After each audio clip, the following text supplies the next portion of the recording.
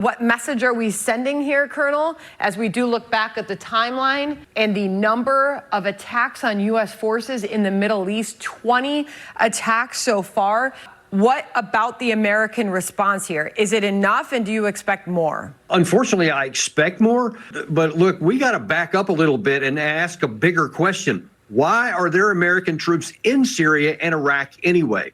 Now, interestingly enough, 4 years ago, I came on with Harris Faulkner on this network, and I was talking about President Trump, who said he was going to withdraw all our troops from Syria. And I said at that time, I wholeheartedly endorsed it because all they're doing is being points of vulnerability for our country where it makes it possible for Iran-backed groups to attack them. They're not serving any value to our country whatsoever, and we're having our troops in harm's way, and they need to be withdrawn. I said it back then, and I'm saying it again now.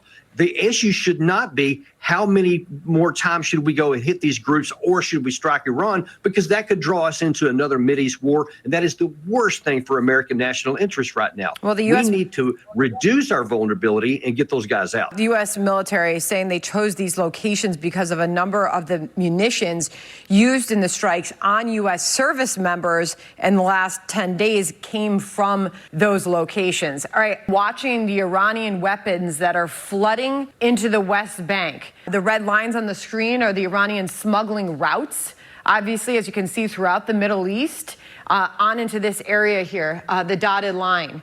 As you get into the western border of Israel, Gaza here, these are the assessed route to the West Bank. So you've got this constant flow of Iranian weapons that are flooding to the West Bank. What does that mean for this current moment in this escalating conflict? I'll tell you, it means that it's going to continue. I mean, we can say that we know where those routes are, but we can't stop them. Number one, it's not our job to do that, but neither can Israel. I saw this same exact dynamic when I was deployed the last time in 2010 in Afghanistan, where there was all kinds of routes coming in from Pakistan, where there's nonstop support into the Taliban that was in there. And we knew the stuff was coming, but there's just no way to interdict it. And there's not going to be any way here either. The issue is that Israel's going to have to fight this battle, and those kinds of weapons and ammunition is going to find some way to get in, because that's what people who are desperate will do.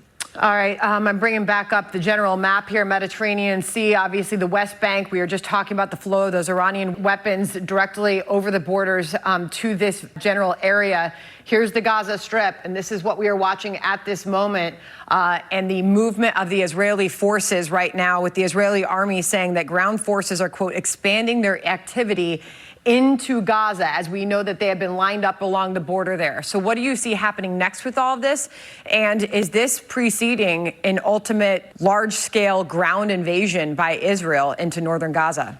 I think it's virtually certain at this point. These are standard kinds of operations that you'll see in a precursor to a larger force going in. It's reconnaissance. It's finding out where the routes are that you want to go to, clearing any routes of potential mines, because there's quite a few of those. And I believe it could also be coming pretty soon.